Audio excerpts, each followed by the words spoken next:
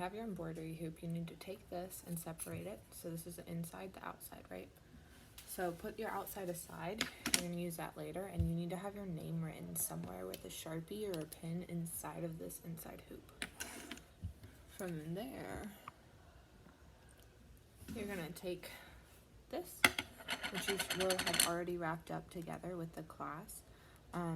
It's gonna be about 3 arms widths. So it's close to about 3 feet or a yard. And that's just going to be the amount you need to wrap this for your warp. So take the edge of that color you picked, and you're going to do a double knot and simple around the inside of your hoop. So I probably could have tied that a little tighter, so I'm going to do it one more time because it's really important that this stays tight so that your whole weaving doesn't end up loose. Pair of scissors.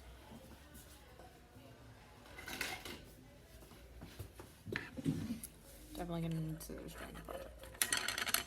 Okay. So again, get to see it twice. You take it, and another thing is you need to make sure this one you're using on the inside is strong. So if you take it and pull it for a second, does it break? If it does, you don't need to use it. So you take it and you double knot it tightly. If you need a friend to hold it, like when you used to learn how to tie your shoe, you can do that. Okay, from there, this part's the complicated part. Watch it a few times if you need to.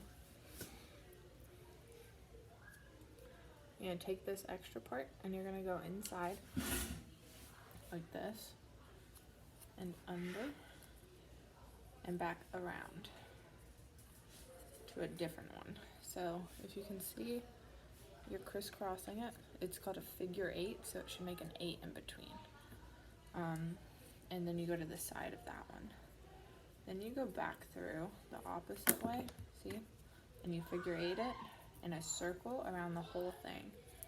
So it should look like cat whiskers every time, just like this. You gotta keep it tight too, okay?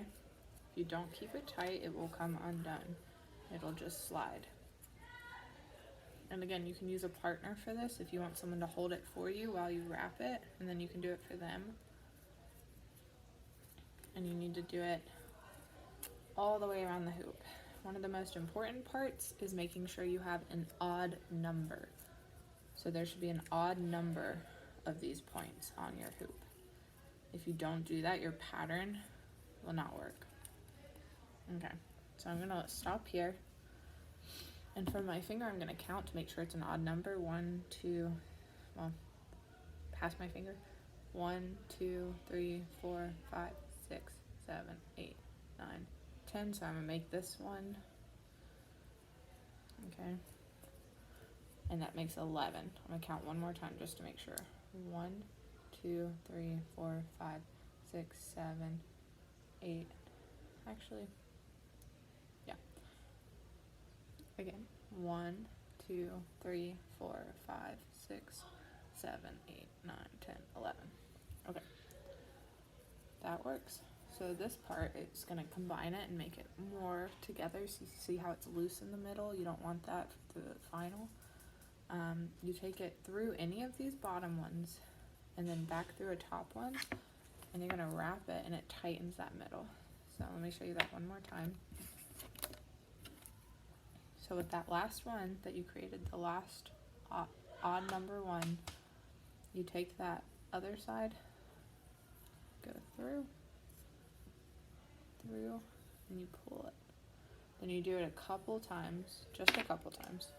So it makes that middle part cohesive and it ties all your loose ones together. When you get here, see I still have one loose right there. There we go. It should look like this. Yeah. And then you need to tie it in a knot. I'm going to make it just a little bit neater, I'm going to come back through with that And I'm going to tie it to that first one, so instead of it just being one, it's two. So instead of it just being one string, which is where you started, it's two like all the other, and you should already have a little guy there. I will walk around and help you with this, of course, but this is for just getting started and doing it at your own pace. You cut it, you double knot that too.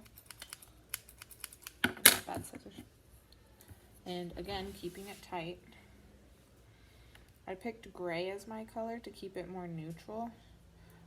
However, make sure it's strong firstly, and then this can be a brighter color if you want it to be, because it's only shown a little bit as it continues.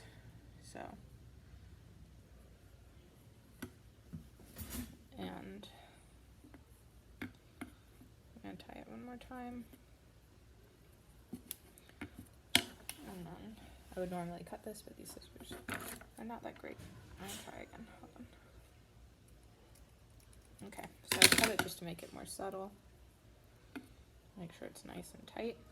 And then you can take your outside hoop and put it back on.